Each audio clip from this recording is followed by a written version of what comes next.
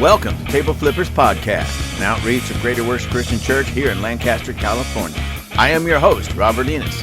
If you like what you hear, visit us at gwcclancaster.org. That's gwcclancaster.org. Find the Table Flippers link, click on it, and you'll get to our merchandise. Now, get ready for a huge dose of truth and a huge dose of common sense. Hello, ladies and gentlemen, friends and family, we're back. Hey, I want to ask you guys something, and, has June been one of those crazy months for you? I'm not the type of guy that, like some people look back and they say, 2020 was such a great year or such a terrible year. I don't really think of things in that term because I just take things day for day. But if ever I was to look back on a period of time and go, now that was wild or weird or bad or good or whatever, it would have been the month of June 2023. We have so much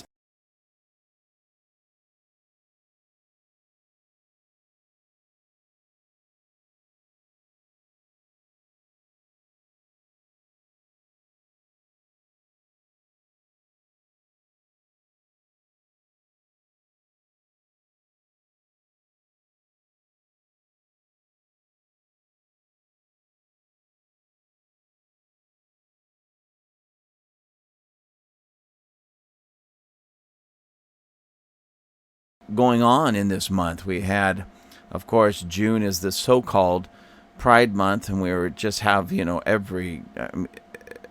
all this craziness in our face, shoved down our throats. We're expected to celebrate, which frustrates me on so many different levels, which I'm going to talk about in a minute. But June was also this month where we lost a very, very good friend, close friend, Pastor PJ Jim Hickman, and that was very, very, very difficult for many reasons.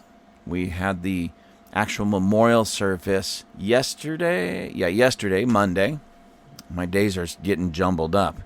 Anyways, Monday, and it was refreshing to see how many people showed up. There was hundreds of people that showed up. As a matter of fact, our church building, we knew it was going to be too small for all the people coming, so by the way, ladies and gentlemen, I do have to give a shout out. I do have to give a huge applaud and thank you to Grace Chapel here in Lancaster.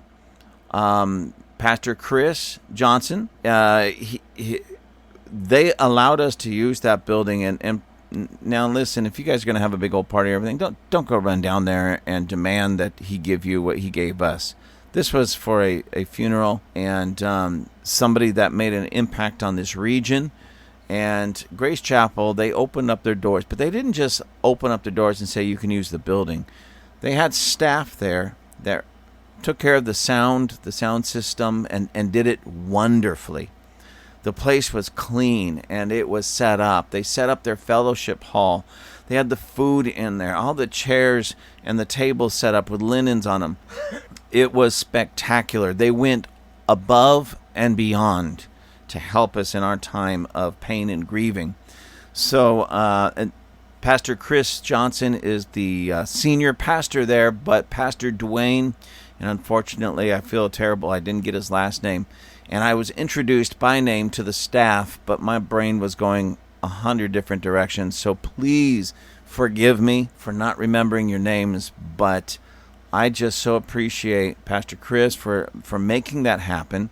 Grace Chapel as a whole for, again, welcoming us. But Pastor Dwayne and your staff, you were spectacular. You went above and beyond. Making things happen for us. And I so appreciate you because, and I know you guys know this, if you've been on this earth for any length of time, somebody that's close to, somebody that you love and appreciate, will eventually pass on, and you have to deal with the grieving and the pain. And that's what we at my church were doing, because Pastor Jim was such a profound part of our life in so many different ways. So just stepping up to the plate the way you did, Pastor Dwayne and Grace Chapel, you really took so much pressure off of our shoulders, and you helped us in this grieving process. And I will never forget your friendship, your kindness, and the graciousness that you showed me, the family, and everyone there. So thank you again. I appreciate that. So, ladies and gentlemen, I still think that if you're going to go find a church in Lancaster, hey, come to my church. But at the same time, there's another church here, Grace Chapel, that's spectacular and doing a great work and just loving in that manner. So God bless you all over there at Grace Chapel. God bless you, Chris Johnson, Pastor Chris. God bless you, Pastor Dwayne. And God bless your staff. I thank you for, again, just being there for us. What a phenomenal thing. Now, with that said, we again back to my crazy June. The worst part of my June, of course, was losing Pastor Jim, and in a horrible way. He was killed by a drunk driver. Now, get this: Pastor Jim and his wife Rhonda left our Bible study. It was a Tuesday night. Left our Bible study and literally just turned the corner down the street. Turned the corner, made a right, went down the street on Avenue L. Was stopped at the first intersection. They were behind a big pickup. I believe it was a Chevy Silverado, if I remember correctly. Doesn't matter. It was a big pickup. And another, a gentleman driving a Dodge 3500 pickup. Now, I point that out only because the 3500 series Dodge trucks, that's a big, big truck. I mean, most of their trucks are big anyways, but that is a big truck. And rear-ended Jim and Rhonda. They were in Rhonda's car. Rhonda was driving, and we lost Pastor Jim. And Rhonda, thank you, Jesus, survived, but she got pretty banged up. But she'll be okay. But again, we lost Pastor Jim to something foolish. Ladies and gentlemen, lately, ever since I've been doing these podcasts, I take that back. For a long time, I hammer masculinity. I hammer men to be men. I hammer it because we see so much craziness in this world where it's as if true masculinity is under attack, and they're trying to make manhood or masculinity a thing of the past.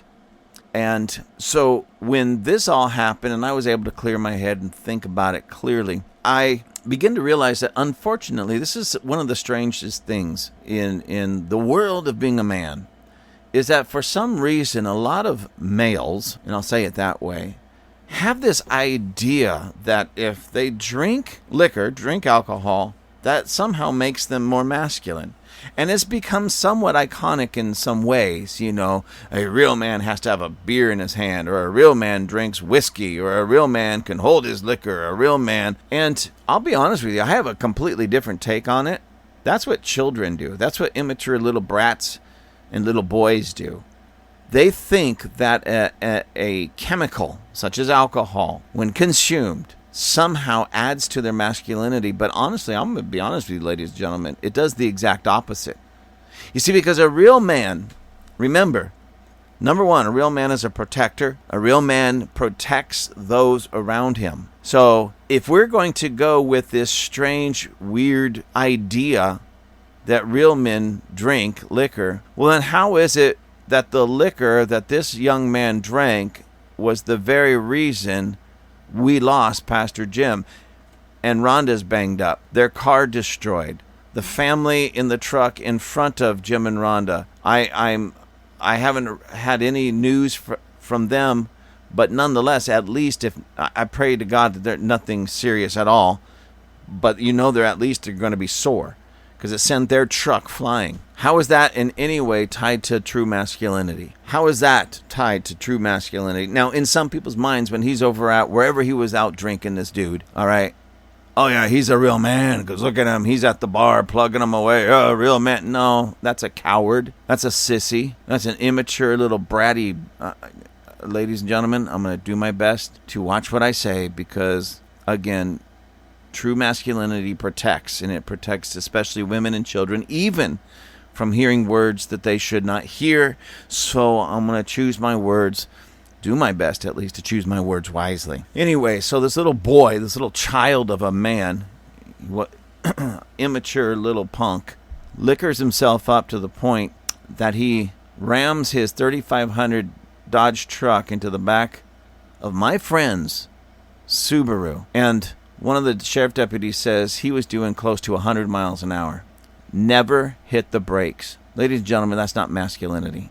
Who we lost, Pastor Jim, who we lost was a real man. Was a real man. Who took his life was a coward. So, anyways, ladies and gentlemen, let me get past that because that's not even really what I wanted to talk to you about. I'm just sharing with you the June that I have had, and trust me and believe me when I say I didn't even get the brunt of it, the worst of it, because the family is going to be grieving. They lost husband, father, friend, dad. I lost a friend, but they lost their world in that sense. So please be praying for them. Anyways, let me jump to this. I want to talk to you about this because we're in June. It's supposedly this Pride Month. And I've asked this question many times, and nobody could really give me an answer that really even makes sense. But and this is just a genuine question, ladies and gentlemen. What has the homosexual community or the homosexual individual done to foster such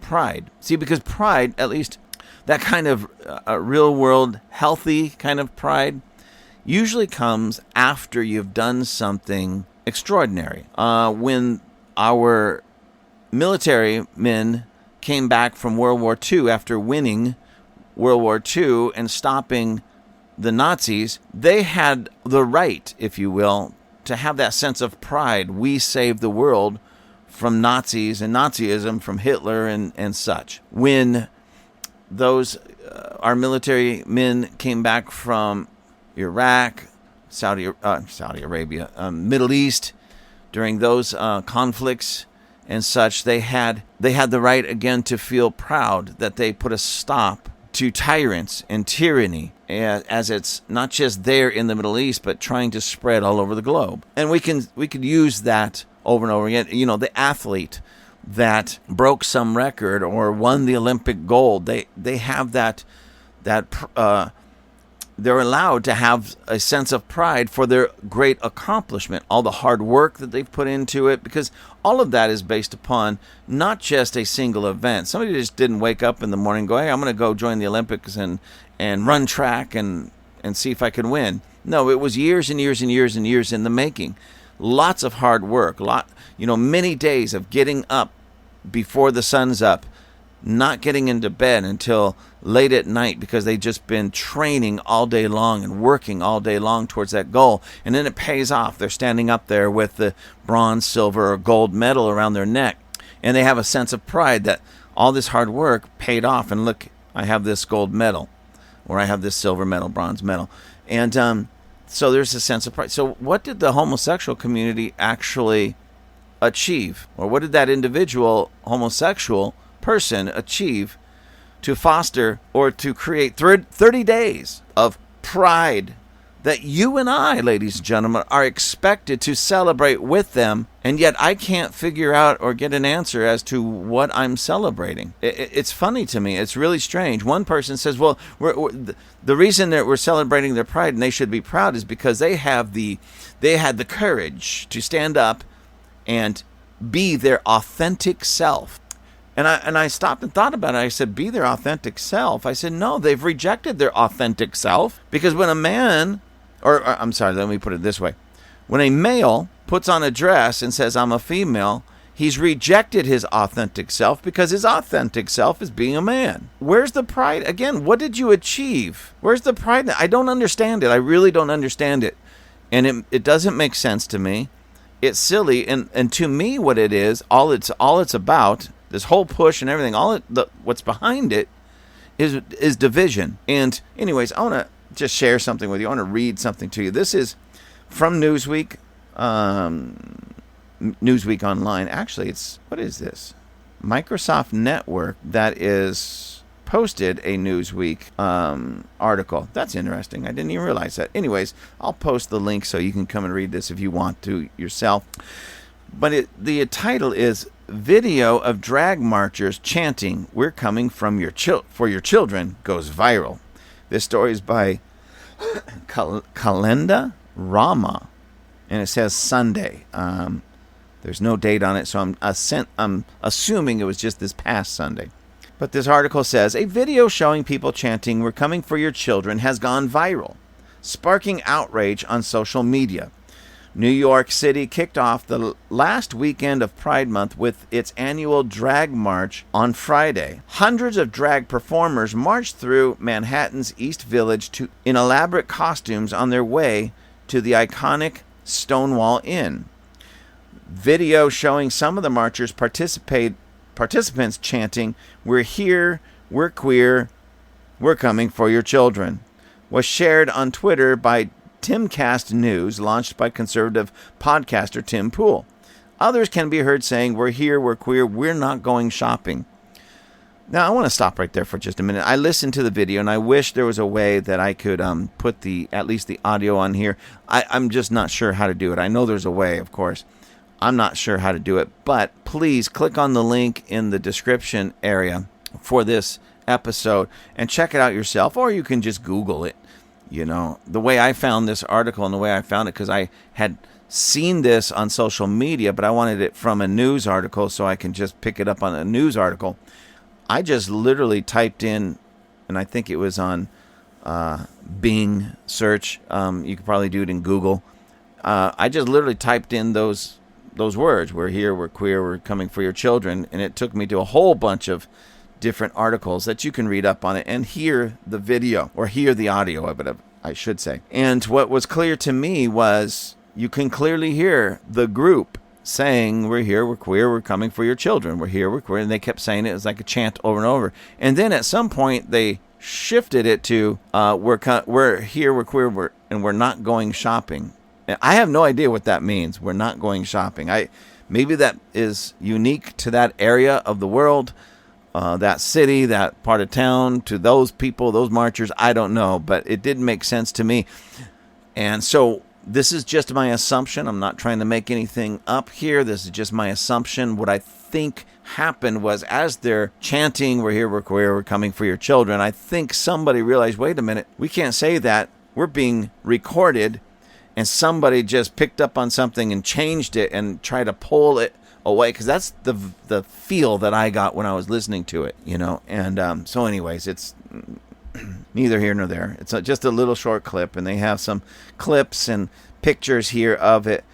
And it's the strangest things, ladies and gentlemen. I always knew that, and I always knew that this whole transgenderism and such was based in mental illness. And if you saw the pictures, and maybe you've seen some of them, but you've seen some of these pictures from these so-called pride parades, it's just weird. It's strange. People will say, "Well, maybe it's not your cup of tea, but leave them alone."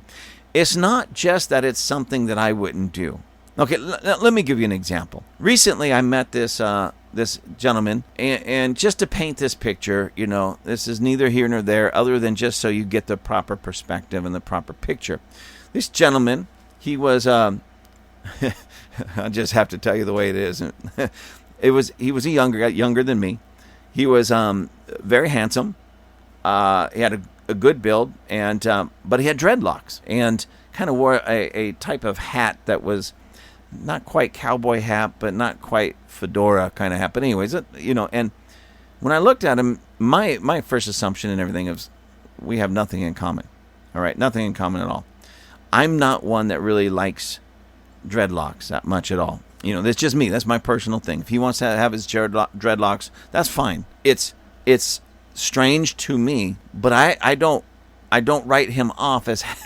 And if he listens to this, brother, listen. I'm just trying to paint a picture for people to understand about what I'm going to talk about or finish talking about. Not you. This isn't aimed at you. Dreadlocks is just not my thing, but I don't associate dreadlocks with any kind of mental or emotional problems. It's just a different style that's not mine.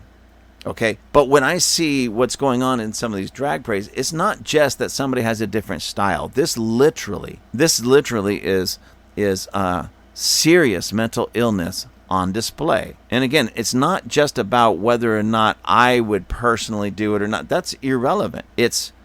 This is again mental illness. I don't know how else to say it.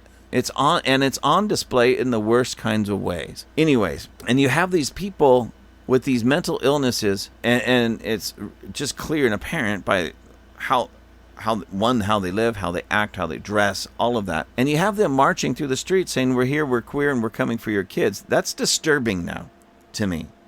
That is disturbing. Anyways, let me go on with this. Let me keep reading. It says, the clip went viral, racking up more than 3 million views in less than a day. It also incensed conservatives who decried the chanting. Now, isn't it interesting that it was only the conservatives that got upset at this? The liberals don't care. You guys, I know I make a big deal about this, and some people just wrote off like, oh, you're just too crazy, you're too much, liberalism, and the Democrat Party is oozing liberalism.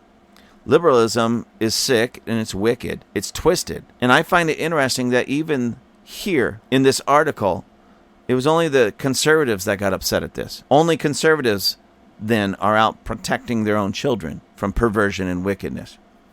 Anyways, let me go on. It says, this movement grooms minors to have mastectomies and castration and fuels a multi-billion-dollar medical child abuse industry, Representative Marjorie Taylor Greene wrote in a tweet. By the way, that's her tweet. And she goes on to write, pass the Protect Children's Innocence Act. Let kids be kids, the Georgia Republican added, referring to a bill she introduced earlier this year that would criminalize the provision of gender-affirming care to minors if passed into law. Charlie Kirk, the conservative founder of Turning Point USA, shared the video, writing in a tweet, when they tell you who they are, believe them. Now, I just want to back up with Charlie Kirk. I really appreciate Charlie Kirk, and I agree with what he just said in this regard. But there's a passage in the Bible that calls Satan a liar and the father of lies. And this whole drag LGBT nonsense, it's wicked. It's birthed and comes out of demonic ideology. So on one hand, here we can believe what they're saying because they're saying it. They're telling you what their plans are. We're coming for your children. But we also have to be very, very careful with that because they don't always tell you the truth. They're running around saying that they're fighting for their rights. Well, what rights do they not have that, say, maybe a straight man or a straight woman has? They have the same rights. And what they're really saying is we want special rights. And right now, ladies and gentlemen, the LGBT community and the homosexual person, the LGBT person, that's a protected species right now. Yes, it is. There's articles coming out and people that have literally been fired from their jobs because they didn't use someone's preferred pronouns. I don't know how anybody's expected to remember all of these so-called preferred pronouns, especially teachers in a classroom. They have 30 kids in there. How are they supposed to remember if that's a thee, they, them, thus, who, what, he, she, her, she, chocolate bar, whatever? How are they supposed to remember that? That's just silly. It's nonsense. And this is, again, it's just coddling mental illness instead of helping them overcome it. It doesn't even make sense to me, ladies and gentlemen. None of this makes sense. Anyways, let me go on. Ollie London, a spokesperson for the Fairness First PAC launched by Caitlyn Jenner. Now, so Ollie London, spokesperson for this Fairness First PAC, political action community, that was actually launched by Caitlyn Jenner, who is Bruce Jenner, okay, really a man in a dress, and now wants everybody to call him Caitlyn. He tweeted, or Ollie London, I'm assuming that's a woman, so she tweeted, I don't know, I really don't know, tweeted, they are not even hiding their intentions anymore, they are saying it out loud. So I want you to put this into perspective. This is how strange this whole thing is. Caitlyn Jenner used to be Bruce Jenner. So Caitlyn Jenner is just Bruce Jenner in a dress, all right? An LGBT transgender person. This person, Bruce Jenner, Caitlyn Jenner, launches this political action committee named Fairness First. Ollie London is a spokesperson for Fairness First, launched by this transgender individual, Bruce Caitlyn Jenner. And they get it right. They get it right. They are not even hiding their intentions anymore. They are saying it out loud. Ladies and gentlemen, when you're going to say something like, we're coming for your children, I want you to attach that threat to any other group. Let me put it this way. Okay. Because we have this whole thing in this country. It's just strange. So, what if, and I'll just go ahead and say it. What if some truly white supremacist group, the Aryan Nation or the Ku Klux Klan or somebody of that nature said, hey, we're coming for your children? Would you take it seriously? I mean, honestly, would you take it seriously? I mean, I certainly would. I certainly would, and I wouldn't be happy about it. I'd be on here doing a podcast about that and calling them out on it and warning all of you. If any hate group, okay, let's not even say a hate group. What if some religious group? What if the Muslims were marching down the street saying, we're here, it doesn't quite rhyme, but we're Muslim and we're coming for your children? Again, I wonder how many people would be really upset about it. Again, I would be on here doing another podcast warning you, parents, that group is after your children. Now, ladies and gentlemen, I haven't heard the Muslims say this, so please don't look cross-eyed at them.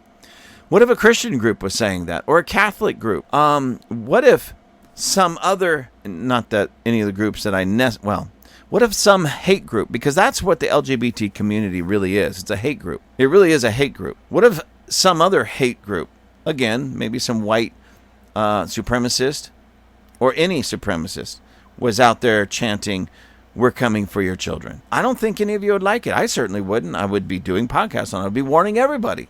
I'd be calling them out on this. Why is it the LGBT community gets a pass on this? You see, they say that they're like scared and they're running for their lives and they're doing this and they're doing that. They got 30 days that you and I are supposed to and are forced to, at least on some level, celebrate their lifestyle choices. No other group gets that. They are a protected group, ladies and gentlemen. In a way, they are sort of right. But this is why I say you have to be careful what they say, because Satan is a liar and the father of lies. So any group that comes out of his ideology and his mentality is going to be filled with lies.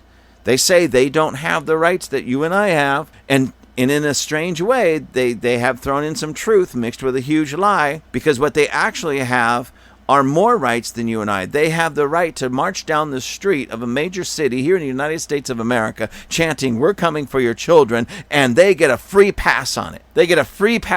But you and I couldn't do that. Anyways, let me finish reading this.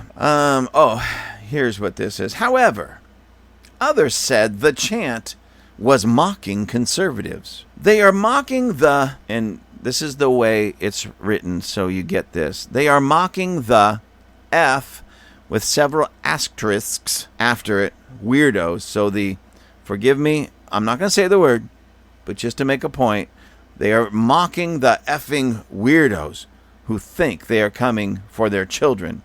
Evil predators who are coming for your children. Don't chant about it in public, one Twitter user wrote. Well, I'm sorry, I disagree with you again. There's one of those lies that I was talking about. They are. And I can prove it in my next little segment, or my next article, or something I'm going to read to you in just a moment. This will show you where they are at with this.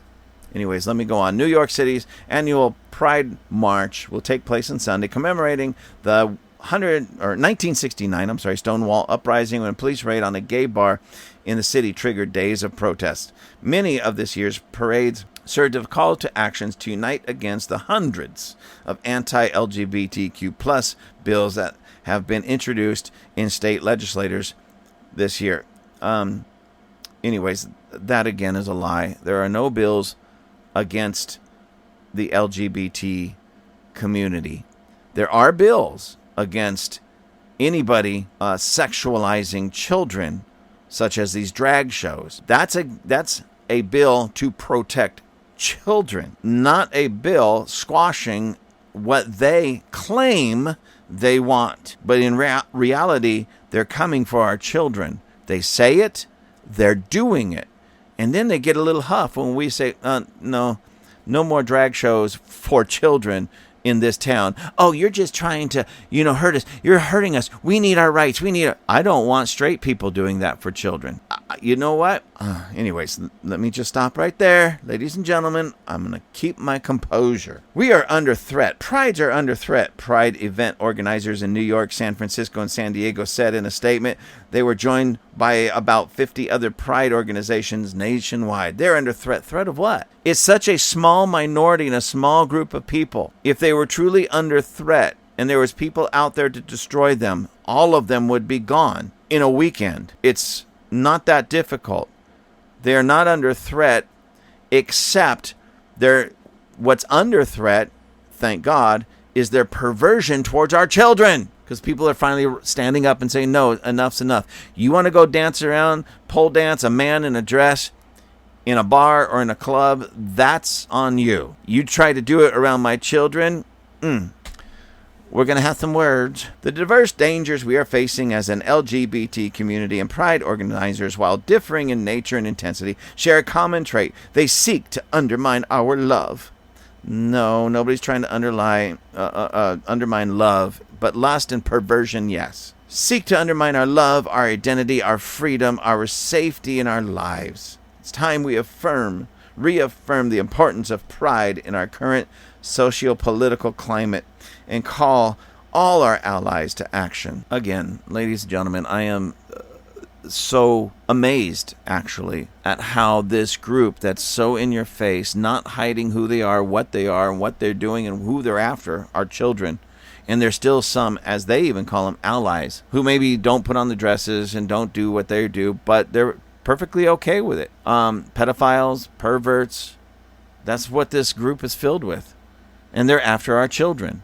That's called pedophilia. Those are pedophiles, child rapists, groomers, and they're admitting it. We're here, we're queer, we're coming for your children. It's disgusting. Anyways, let me read something to you, because you might say, well, that was just one place, one small group of people. It only lasted, and the little clip that I saw was only 21 seconds long. So you might say, yeah, it was only 21 seconds of this weird stuff. So no, there's nothing to worry about. But ladies and gentlemen, that is not the case. Some years ago, and it wasn't a long time ago, but a few years ago, there's actually this, I don't know their official name, but basically they're the gay men's choir, men's gay choir, something like that, in San Francisco.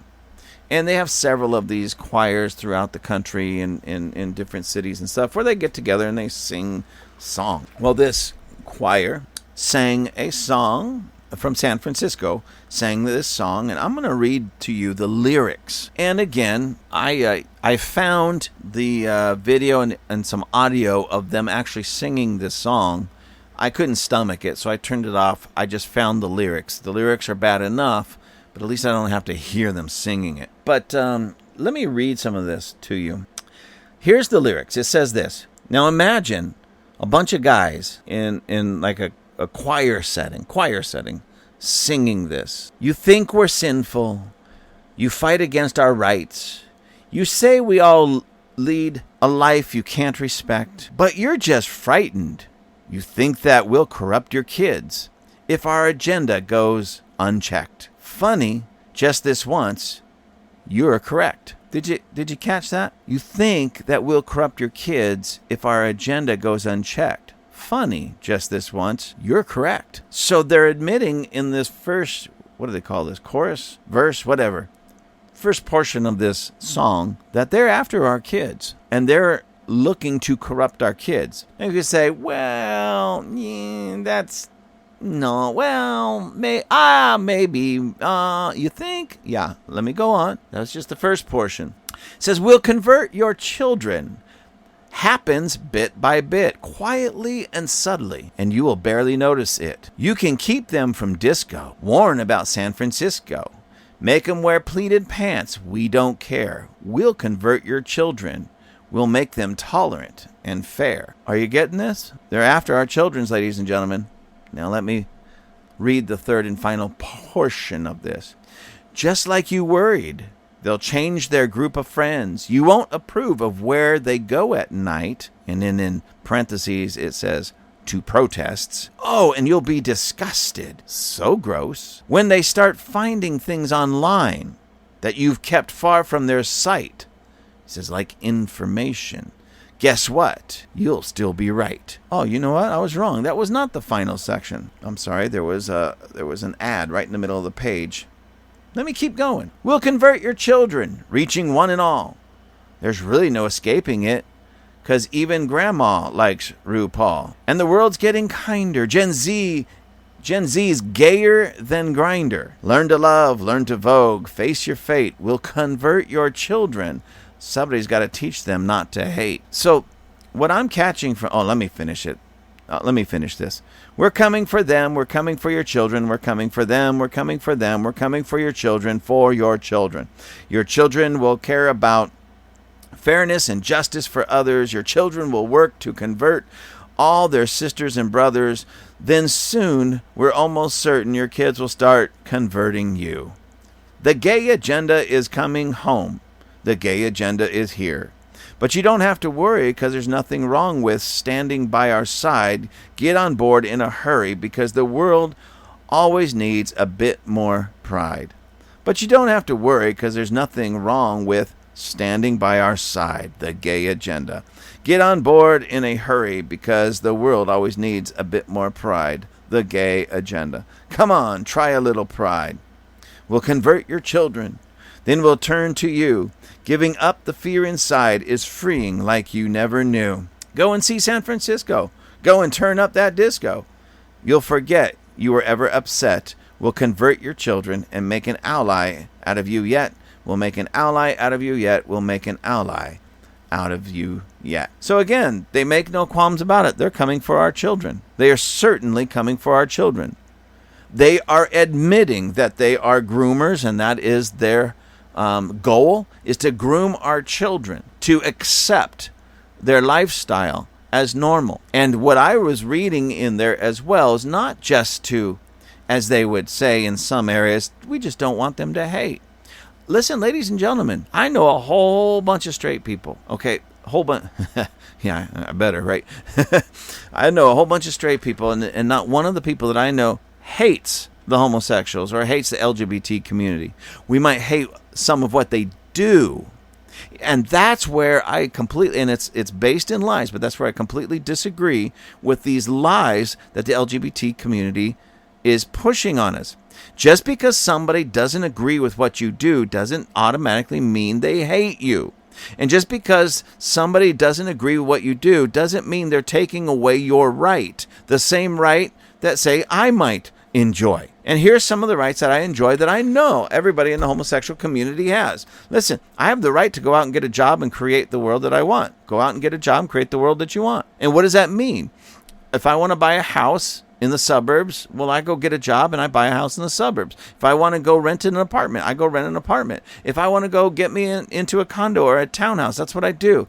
If I want to buy myself a pickup truck, or a Toyota Camry, that's what I'll do. If I want a sports car, well, that's what I'll do. If I want to wear blue jeans and a t-shirt, that's what I'll do. If, ladies and gentlemen, God forbid, I don't want to, I'm just saying this if to make a point, but if I wanted to wear a dress, I would wear a dress.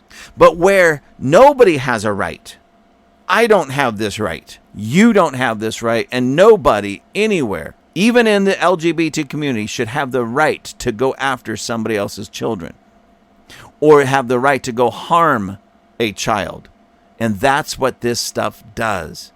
It harms them mentally and emotionally. And what we're even seeing is this group has so many pedophiles in it. And it's so sick and perverted that children are even being physically harmed. Certainly emotionally, mentally, and developmentally harmed. There was another article, maybe I should have read it as well, where there was this apartment, I believe it was an apartment, and when they came in, it was like a what do they call it, a life check, because they thought somebody reported there was a dead person in there. And when they showed up, the fire department actually showed up. Yeah, there actually was, but it was a bunch of men in drag. The place was completely disgusting and squalor. There were several children locked away in the back bedroom in the dark, hiding, scared and afraid. And these one of the drag whatever they call them, transgender guys, was trying to keep the firemen from getting in there to check on the children.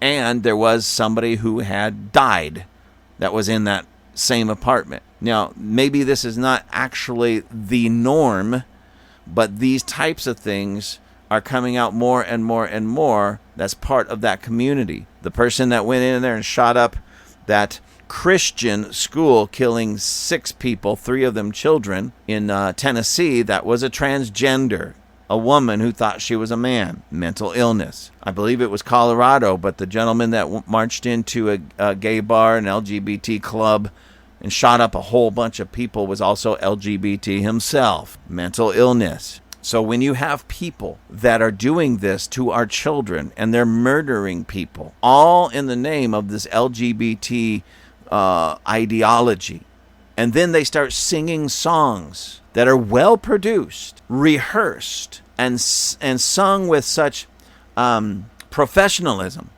and they are singing, "We're coming for your children." Ladies and gentlemen, you better start taking it serious. They're coming for your children, and if you haven't figured that out yet, you say, well, that was a few years ago, and that was just like some niche group there in San Francisco. Really? Marching on the streets of New York City, chanting out loud, "We're here, we're queer, we're coming for your children." It's the same message from the same group, regardless of the location. That's their agenda. That's in their hearts and their minds. That's what they're after. They are after our children. Ladies and gentlemen, the question I would have for you, if we were sitting in a room together, I would look you in the eye and say, what are you going to do about it? And I would wait for your answer. If I didn't get an answer, if I got some him and hum, wait. What are you going to do about it? Are you going to start contacting your local officials or your state officials, the federal government, and start petitioning? Will you go to some rallies? Will you protest? Will you maybe pull your children, and I highly suggest this, pull your kids out of the public school system, that public school indoctrination system. Pull your kids out of there. I said this before, and I'm going to say this again. It's child abuse to have your children in the public school system. It's child abuse. It's absolute child abuse. I've heard this also a lot when I say these types of things. Well, I live in an area where the school system isn't too bad. It's not like being in LA or New York or something. It's not too bad. We still got some good. Listen, ladies and gentlemen, there isn't a school system in the United States of America that I wouldn't say is child abuse if you send them there. It is that bad, ladies and gentlemen. It's not like, I thought it was bad when I went to school. I thought it was bad when I went to school. I graduated high school in 1984, and it was bad in those early 80s. I can't even I can't even wrap my brain about what's going on in the school system today. I know people that work in the public school system that have told me I would never send my children to the public school system. I said, but you work in it. That's why I know what's going on there. I would never send my children there. And they pay for public school, or private, I'm sorry. Of course they pray for it, but they pay for private school even though they work in the public school system, saying, I would never send my children here. It's vile. It's wicked. It's dangerous. These are people from the inside. These are insiders still saying, I would never send my kids there. Ladies and gentlemen, we need to start listening to them. We need to start taking a cue from them. It's like the one of the top guys in the pharmaceutical companies. Oh, I would never give my kids vaccines. He admitted it. He's one of the guys whose company push it on us and force it on us, but he said I would never allow my kids to be vaccinated because he knows what's in it. He knows what it does. Same thing here. Ladies and gentlemen, please, we have to start protecting our children from this wickedness, this vileness, this evil. And please, Christians, I am getting so sick and tired of listening to some of you and your foolishness. Just going to be honest with you. I've had parents, well, my kids are okay because I pray for them. And you should pray for them. You should pray for your children. You should pray to protect them. But it's also your job to stop being so lazy and protect them physically. Not just send them off with a prayer. Because here's the truth, ladies and gentlemen. If your prayer really meant something and you really knew how to grab hold of heaven, you wouldn't ever need to send them to a public school.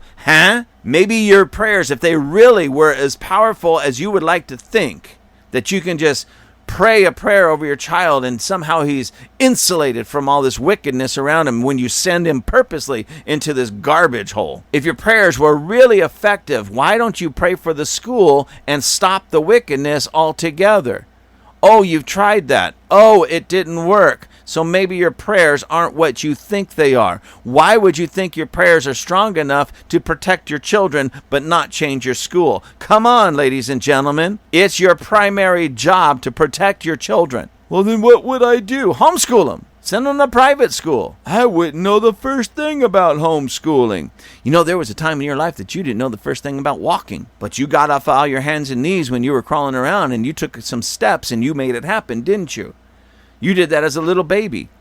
Now you're going to tell me as an adult you don't know how to take the first steps into taking care of your own children? Come on. It's time that we as parents start acting like parents. It's time that we start rising up and start acting like people with common sense and a backbone to turn that common sense into something that's real world, and something that really truly protects our children and those around us that are weaker. It's time for us to stand against this nonsense. It's time for us to make some moves. It's time for us to be what God has called us to be. Protectors, especially of our women and our children. Rise up and say no to this nonsense. So, ladies and gentlemen, I don't know if you look at this or listen to this and say, well, I really feel challenged. I don't mean to be challenging. I just mean to just tell you the truth. This is it. What are you going to do about it? And that's the question that you need to answer. What are you going to do about all of this? It is my hope and it is my prayer that you stand tall and that you stand strong and you stand against this wickedness, because they are coming for your children. I can't believe this is happening. Are you crazy? Thank you for joining us at Table Flippers. I truly appreciate you. You can write me at gwccrobert@gmail.com. That's gwccrobert@gmail.com. Please let me know how I'm doing. Remember to pick up some of our merchandise. You can find the link at gwcclancaster.org. That's gwcclancaster.org. Until next time, be continually blessed. Chippy the Chipmunk loves Table Flippers.